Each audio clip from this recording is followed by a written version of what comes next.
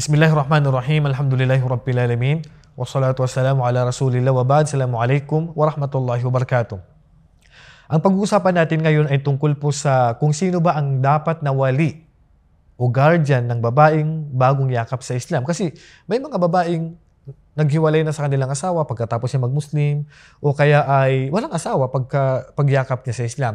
So siyempre sa Islam, sabi ng propeta sallallahu alaihi wasallam, la nikaha illa biwali wa shahiday adlain. Hindi po tanggap ang kasal na walang wali, which is ang wali po number one is tatay. Kung wala po yung tatay, tatay ng tatay. Kung wala po yung tatay, yung anak ng babae. Kung wala siyang anak, yung kapatid niyang lalaki.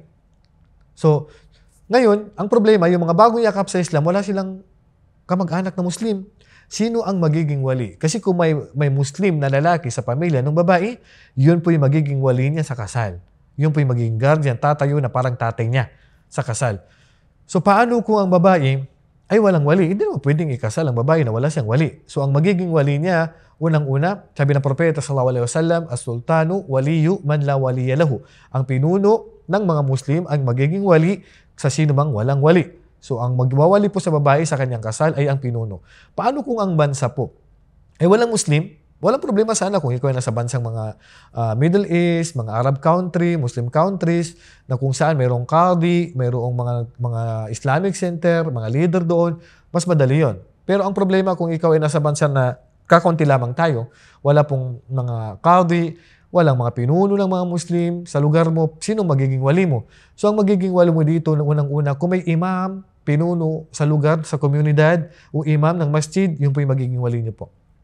O kaya ay mga namumuno po sa Islamic center po. Kung wala po, walang imam, walang masjid, sa lugar mo, walang imam, walang leader ng mga Muslim doon, kumbaga, konti lang kayo doon, ang magiging wali niyo po ay sino na po sa mga kapatiran nating mga Muslim na makakatarungan. Yan po sinabi ng ating mga ulama. Magiging wali mo ang sino mang Muslim, na alam mo, kapitbahay mo, taga doon sa lugar niyo na Muslim, na makatarungan. Yun po ang magiging wali niyo po.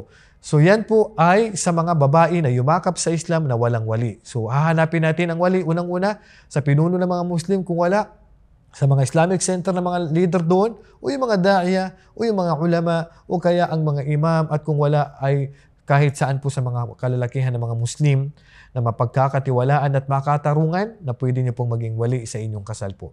Maganoon lang po kadali. Then pwede na po kayong ikasal na ang magiging wali niyo po ay ang Muslim po na kapatid mo sa Islam. Kung wala po matatagpuan na pinuno na magiging wali niyo po mula sa mga kapatiran natin mga Muslim. Pero kung halimbawa, nagbalik Islam ng kapatid mo, nagbalik Islam ng tatay mo, so yun po sila dapat ang inyong magiging wali sa inyong kasal. So yan lang po konting kaalaman kaugnay po sa pagkakaroon ng wali ng babae sa kanyang kasal. Wallahu a'lam wa sallallahu ala nabiyina Muhammad wa ala alihi wa sahbihi ajma'in. Assalamualaikum warahmatullahi wabarakatuh.